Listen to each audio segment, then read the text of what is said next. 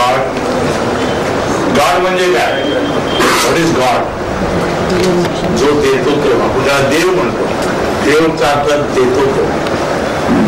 You all agree की आपल्याला आज जे मिळालेलं आहे ते सगळं त्यांच्यामुळेच आहे. सर, आपण देणारा देव जे म्हणतो हेच दुसऱ्या लँग्वेजेस मध्ये सुद्धा. You will be surprise. तुम्हाला आश्चर्य वाटेल. मराठी का इंग्लिश काय जास्त चांगलं?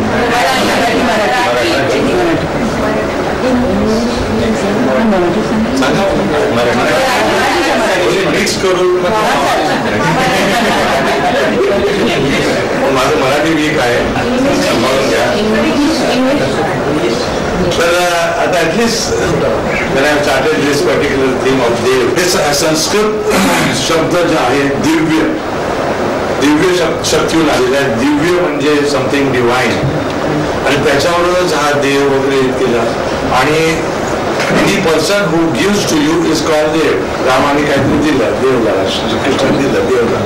ज्या ज्या व्यक्तीने दिलं त्या देव होऊन बसले. बरोबर. तर काही काही ठिकाणी तर मी ऐकलेलं आहे की इंदिरा गांधीला सुद्धा तिचं पण टेम्पल बांधलेलं आहे.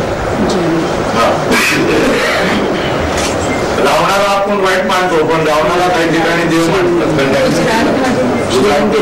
ठिकाणी तर देव म्हणजे देणार त्या एका टापूसाठी किंवा एका सेक्शनसाठी तो देव झाला. हे देव आपण देव देव म्हणतोय. फ्रेंच मध्ये मी फ्रेंच शिकलोय, रशियन शिकलोय, आणि त्या दोन्ही लँग्वेजेस मध्ये देव म्हणजे देवच आहे. स्पेलिंग वेगळं आहे पण प्रोनाउन्सिएशन तेच. देव फ्रेंच मध्ये गॉड इज इक्वल टू देव म्हणजे DIEU. आणि जेव्हा आम्ही म्हणतो की इट इज गॉड्स विश, तसा ह्याच्यात म्हणतात ना मुस्लिम मध्ये इंशाअल्लाह, ऊपर वाले की मेहरबानी से या ऊपर वाले के इससे हो जाएगा इंशाअल्लाह. तसं ते लोक म्हणतात देव लव, म्हणजे सॉरी देव लव DIEU. आपण DIEU देव करतो पण ऍक्च्युअली देव आहे बोलताना. देव लव म्हणजे विशेस. if it is God's wish. एवढंच नव्हे तर ते रशियामध्ये Divya means again God. God दिसतंय, आपण दिव्य म्हणतो. रशिया आणि रशियन लँग्वेज ही संस्कृत मधून आलेली आहे. आणि इथे 1 2 3 4 5 असे ते बोलतात. अधीन म्हणजे एक. द्वा, आपण द्वादशी त्रादशी म्हणतो तसा द्वा. तर द्वा इज सेकंड, म्हणजे सेकंड डे, थर्ड डेला द्वा, त्रय, चतुर्थ हे रशियन आहे. रशियन मध्ये सगळं अख्खं आपलं संस्कृतच येते. मला एक खुशी झाली जेव्हा मी रशियन शिकवत होतो. रशियामध्ये काय असेल, बहुतेक दुसरी कोणतीच लँग्वेज बोलत नाही, इंग्लिश पण बोलत नाही. तुम्ही गेलं तर तुम्ही इंग्लिशमध्ये बोला, कुठच्याही लँग्वेज बोला, ते लक्षात येत नाही. तुम्हाला रशियनमध्ये बोलायला पाहिजे. आणि तिकडे एकच मला खुशी झाली ती अशी होती की आपण तिथे गेलो, एकटे गेलो आणि आपल्याला रशियन लँग्वेज येत असेल तर आपण उपाशी मारतो. आपण काय मागून काय बोलतोच आहे. फक्त एकच जिन्नस आपण तिकडे जगू शकतो आणि ते म्हणजे चाय. चाय हा चायच आहे आणि साखर म्हणजे साखरच. तर चाय आणि साखर तुम्ही नक्की पिऊ शकाल आणि जगू शकाल. फार तर आणखीन एक आहे फ्रूट अनानस. हा अनानस हा प्रकार असा आहे की अख्खे जगभर त्याला अनानसच म्हणतात. मग तुम्ही इंडियामध्ये असो की रशियामध्ये असो किंवा फ्रान्समध्ये असो तर लक्षात ठेवा, तुम्ही कधी गेलात येत नसेल तर हे 2-3 साखरेने. तर हा आपला देणारा देव आज माझ्या घरामध्ये सर्व देवांच्या अगोदर ह्याचा नंबर लागतो. माझ्या घरात एंटर झाल्यावर पहिला याचा मोठा फोटो लावायचा, नंतर मग घर सुरू होते, नंतर देवाच्या ह्याच्यामध्ये देव. पण ज्या माणसाने मला हे सगळं दिलं, आज दाखवलं, मी त्याला कधीच विसरू शकणार नाही. आणि तेच मी तुम्हाला सांगू इच्छितो की हनुमानशी जोडून राहा, कधी सेपरेट होऊ नका, कुठे दूर जाऊ नका. हनुमानने जे आपल्याला दिलेलं आहे ते अल्टिमेट आहे. हनुमानचा बाप बनायला कोशिश करू नका. लोक हल्ली काय करतात, स्वतःच हनुमानने ठीक आहे, हनुमान म्हातारा होता, नंतर सगळं तेवढं त्यांनी हे केलं, आता आपल्याला पुढे जायला पाहिजे आणि करून त्या होमिओपॅथीची वाट लावून टाकतात ना, तशी लावू नका प्लीज, मेहरबानी करून. कारण आज आम्ही एवढे वर आलो ते फक्त त्यांनी दिलेल्या नॉलेजमुळे. त्यांनी नॉलेज एवढं अफाट दिलेलं आहे. ही गीता दिलेली आहे आपल्याला, ऑर्गेनॉन म्हणजे गीता आहे, आणि त्या गीतेमध्ये सगळं, त्या गीताक्षर म्हणतात ते सगळं दिलं आहे. मग त्याला गीता म्हणा, बायबल म्हणा, कुराण म्हणा, ग्रंथासाहिब म्हणा, त्याच्यामध्ये सगळी फिलॉसॉफी लिहिलेली आहे. कळत नाही ते आपल्याला, आपण त्यांना समजू शकलेलं नाही.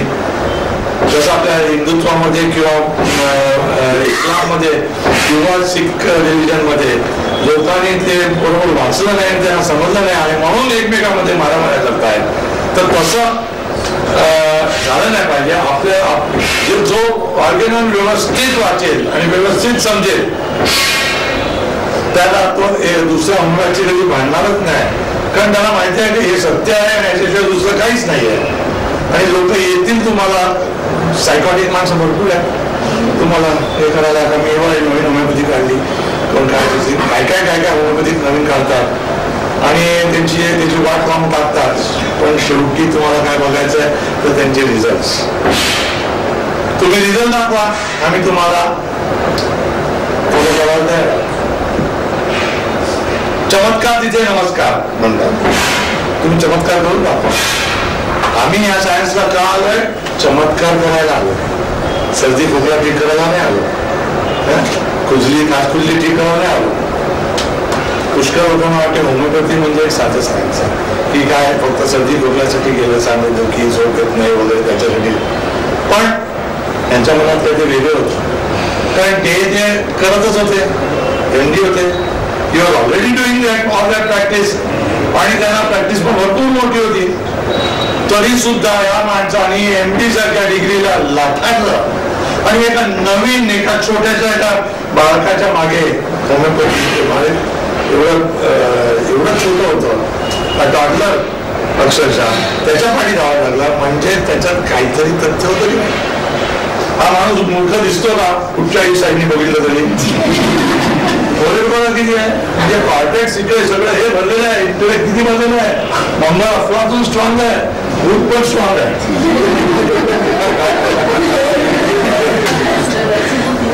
तर हे एवढं इंटेलिजंट जे हे आपल्याला त्यांनी दिलं, सायन्स दिलं, हे हा पूर्वी पण नव्हता आणि त्याच्यानंतर सुद्धा आता 200 वर्ष झाली तरी सुद्धा हळूहळू आज सगळे लोक त्या लाईनीला येत आहेत.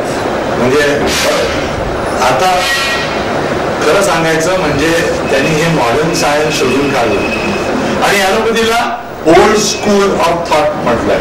ओल्ड स्कूल ऑफ थॉट माहिती आहे ना सगळीकडे. अगोदर मी ॲलोपॅथी करत होतो, मी अक्षरशः ॲलोपॅथी करत होतो पहिला, भरपूर ॲलोपॅथी केलेली आहे, रॉंग होमिओपॅथी पण केलेली आहे.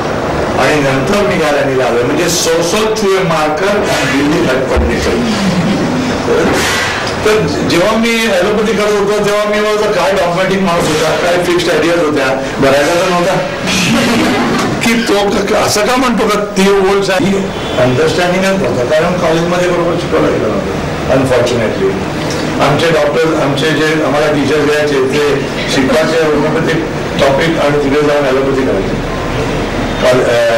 संध्याकाळचं दुकान दवाखाने सगळे त्यांच्या ॲलोपॅथिक, तर ते काय शिकवणार आपल्याला? पण ती त्यांची पण चुकी नव्हे, कारण त्यांच्या पण टीचरने त्यांना तसंच सगळं नॉलेज होतं. म्हणजे हे finally it ends up in wrong knowledge being passed down. आणि त्याचा बेस कुठे का ॲट द फाउंडेशन म्हणजे nobody had understood Hanuman and his organ. आणि त्याला स्ट्रिक्टली त्याचं प्रिन्सिपलचा हे नव्हतं केलं, फॉलो नव्हतं केलं. म्हणूनच हनुमानने लिहिलेलं आहे इन हिज क्रॉनिक डिझीज त्यांनी मेन्शन केलेलं आहे. But in communicating to the world this great discovery, I am sorry that I must doubt whether my contemporaries म्हणजे माझ्या नंतरचे येणारे माझ्या बरोबरीचे वगैरे will ever understand or comprehend the logical sequence of these teachings of mine. अजून सांगतो मी तुम्हाला की ज्यांचं लॉजिक बरोबर नाही, ज्यांचा बुद्ध चांगला नाही, बुद्धी भ्रष्ट आहे, हे माझे अष्टवादीकडे म्हणतात सूर्याच्या बरोबर बुध आला तर तो कंबस्ट होतो, कारण सूर्याच्या जवळ काही गेलं का खलास तर ते पावर गेले. तर ज्या माणसाचा बुध सूर्याबरोबर येतो त्याला डिफिकल्ट जाते समजायला की ह्यानी जे लिहिलेलं आहे ते, याचा अर्थ असा नव्हे की तो कधीच करू शकणार नाही करेक्ट होण्यामध्ये. कारण आपण त्यांना जर सिस्टमॅटिकली शिकवलं, आता मी जे लोकांना दिलेलं आहे इन फॉर्म ऑफ चार्ट, तिथे बुद्धीला लागत नाही, चार्ट फॉलो करा. म्हणूनच आपण काय करायचं आहे, होमिओपॅथीला एवढंही शिकवून द्यायचं आहे कारण ती बुद्धी भ्रष्ट झाली, म्हणजे अगदी इव्हन ज्यांनी SSC वगैरे पास नाही केलं त्यांना सुद्धा प्रॅक्टिस करता आली पाहिजे, असं एवढं आपल्याला इझी करायचं आहे होमिओपॅथीला. आणि ते माझं हे चालेल. एक आज तुम्हाला जो एक्यूटचा चार्ट दिलेला आहे त्याच्यामधून आरामात तुम्हाला औषधं निघतात, औषधं दिली जातात.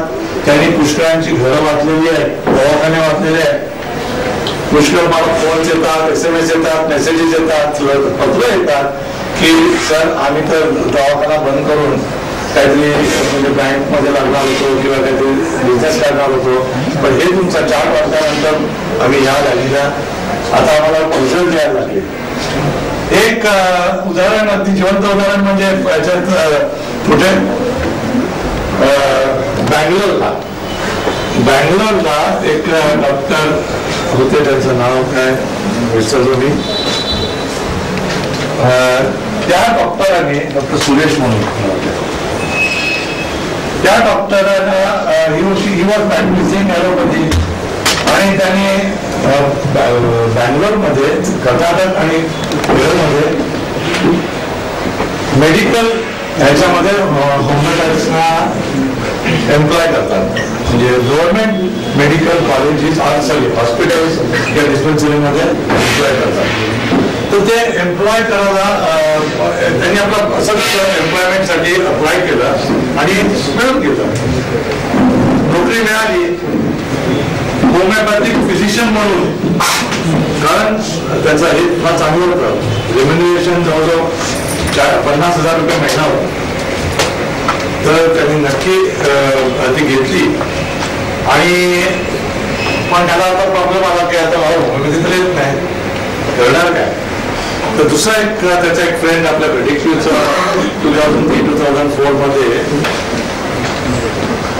महाबळेश्वरला अटेंड करून गेला होता. तर त्यांनी सांगितलं तू काळजी करू नकोस, मी तुला फक्त चार्ट देतो, तू चार्ट मोठा करून लाव घेऊया आणि त्याच्याप्रमाणे प्रॅक्टिस करत जा, तुझं हे चालेल. आणि ते माझा बुक नंबर 2 दिलं, थेरी ऑफ सप्रेशन वगैरे काय नाही, सगळं आपलं थेरी ऑफ एक्टिव्हिटी दिलं, चार्टच्या लाव म्हणून. झालं काय, त्यांनी नोकरीवर तो लागला आणि 3 का 4 महिन्याच्या आत इथे मोठं एक एपिडेमिक आला. तो एपिडेमिक होता मम्सचा आणि सर्व मुलांना एवढं मम्स, हाय फिवर वगैरे, हेपेटायटिस. तर तिकडे शाळेमध्ये मोफत औषध द्यायला लागतात. शाळा is all attach to government dispensaries. Government dispensary ह्याला सगळ्यांना मोफत द्यायला लागलं. त्याला बोलावलं गेलं की या सगळ्यांना होमिओपॅथिक औषध द्या. त्या माझाही डोकं वापरला, डोकं नसतानाही डोकं वापरलं. त्यांनी काय केलं, त्यांनी प्रत्येक टीचरला बोलवलं क्लासच्या आणि त्यांना सांगितलं तुम्ही प्रत्येक मुलाला बोलावून त्याच्याकडून थर्मल्स आणि थ्रस्ट काढा. आणि ग्रुप बनवले, थर्मल थ्रस्ट म्हणजे हार्ट का चिली, कच्ची का तसलेस असे हे केले आणि 4 ग्रुप बरोबर बनवले आणि त्या 4 ग्रुपला मग फक्त एक प्रश्न विचारून तो त्या बघून औषध द्यायला आणि सर्व एवढे फटाफट बरे झाले का त्याच्यात मी रेकॉर्ड इन कर्नाटका की एवढं मोठं एंडेमिक होतं, एपिडेमिक होतं आणि होमिओपॅथीने 8-10 दिवसामध्ये सगळी मुलं बरी झाली, कुठेही कॉम्प्लिकेशन्स नाही आणि सगळे रिकवर झाले. आता त्याचं नाव गॅजेटमध्ये आलं तर त्यांनी होमिओपॅथीने एवढं मोठं एपिडेमिक कंट्रोल केलं आणि डायरेक्ट होमिओपॅथी म्हणजे इंडिव्हिज्युअलायझेशन, असं नाही की पॅरापिडायटिस म्हणून पॅरापिडियम द्या वगैरे, नो स्पेसिफिक्स, फक्त ह्याच्यावर त्यांनी त्याचं नाव आणि तो 2004 का 5ला जेव्हा त्याच्यात आला आपल्या सेमिनारला आला तेव्हा तो स्टेजवर येऊन थँक्स मानून गेला तर तुमच्यामुळे माझी लाज लागली, असं माझी नोकरी पण गेली असेल, हात पण गेली असेल. तर सांगण्याचा अर्थ असा की आपल्याला होमिओपॅथी एवढं सोपं करायचं आहे. मी नेहमी म्हणतोय की माझं आता जे हे चाललेलं आहे रिसर्च चाललेलं आहे की कॅन्सर पण कसाच आरामात बरा झाला पाहिजे, अक्षरशः नुसता हे करू. कॅन्सर हा काय मोठा रोग नव्हे पण आपल्याला त्याचा अजूनपर्यंत एंट्री पॉईंट कळलेला नाहीये, म्हणजे परफेक्ट एंट्री पॉईंट एकदा कळला ना तर तो ऍक्टिव्ह सारखा बरा होत जाईल. ठीक आहे, तुला कॅन्सर आहे ना, किती ठिकाणी बदलले हे घे जा. तर हे एवढं इझी करता आलं पाहिजे काय काय एका म्हणजे अगदी अनएज्युकेटेड किंवा फेल झालेल्या मुलाला सुद्धा म्हणजे कॉलेजमध्ये वर्ष फेल झालेल्या मुलाला सुद्धा बरा करता आला पाहिजे, एवढं ही आपली सही राहिली पाहिजे. आणि म्हणूनच तो रिसर्च चाललेला आहे to make it so easy that it should not be difficult to cure any disease, any illness and also with ease. तर त्यांनी जे दिलेलं आहे कारण आपल्याला प्रत्येक ह्याच्यामध्ये we have to understand the logical sequence, हे लॉजिक सुद्धा समजलं तर ऑटोमॅटिक लॉजिक आणि सिक्वेन्स समजला तर ऑटोमॅटिक मी तुम्हाला तो लॉजिक दिलेलं आहे कशाचा कसे चेंज होतात.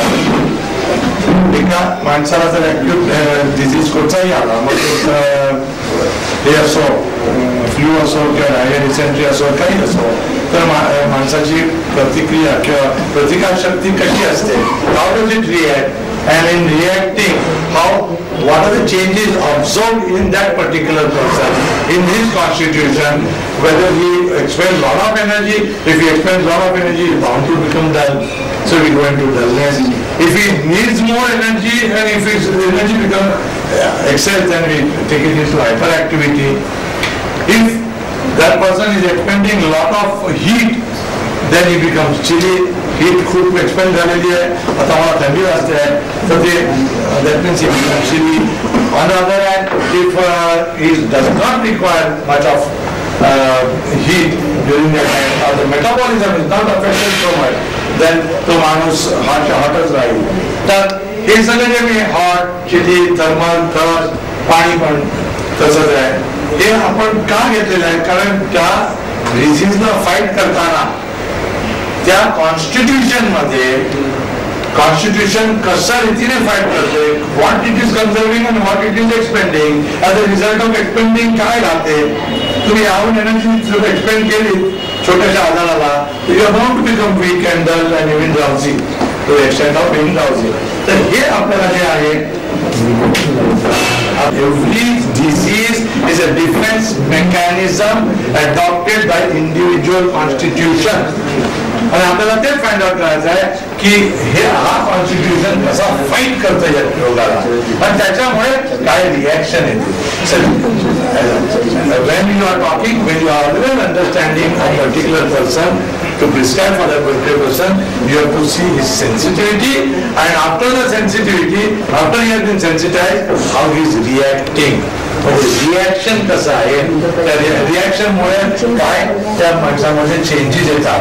So the morbid changes which occur are to be taken into account during acute phases. Acute phase मध्ये morbid changes which occur are to be noted. पुढचा परिणाम आहे Algorithm number 19. Algorithm number 19. तर प्रत्येक स्टेपला तुम्हाला समजलं पाहिजे की कुठे काय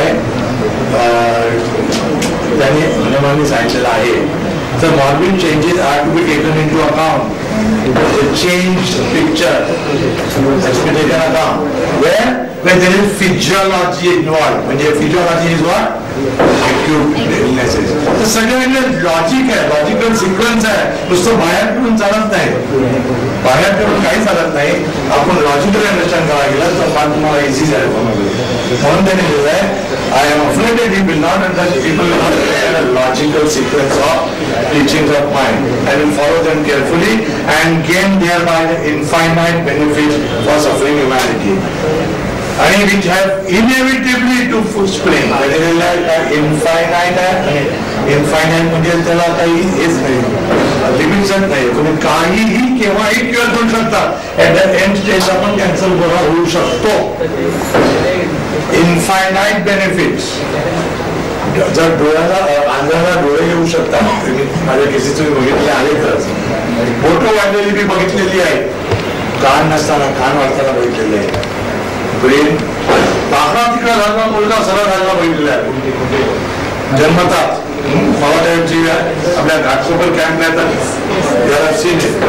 घाटकोपर जे येत आहेत त्यांनी बघितले 4-6 महिन्यामध्ये जो मुलगा असा वेगळा वाटला होता तो असा हळूहळू सरळ होत चाललेला. 17व्या वर्षी म्हणजे 17-18 वर्षाची वाचून नाटकुले जिने आपल्याला एक ॲलोपॅथीचा एक हे झालेला आहे. ॲलोपॅथी डॉक्टरांनी मला भिंगून ठेवलेलं आहे की बस ह्याच्यापुढे काय नाही, त्याला काही करता येत नाही. हे सगळं खोटं आहे. Sky is homeopathy. Homeopathy is practice properly. Unfortunately आपले होमिओपॅथ्सच वाट लावतात. त्यांची लिमिटेशन ते चुकीच्या तऱ्हेने वापरत आहेत होमिओपॅथी आणि ते चुकीच्या तऱ्हेने वापरल्यामुळे त्यांची लिमिटेशन तीच होते जी ॲलोपॅथी येते. पण ते मग आपल्याला सांगतात का असं अरे बरं नाही होऊ शकतात. इम्पॉसिबल. असं काही नाही आहे. Try and try until you succeed. Homeopathy will never let you down because homeopathy is based on law of nature. And nature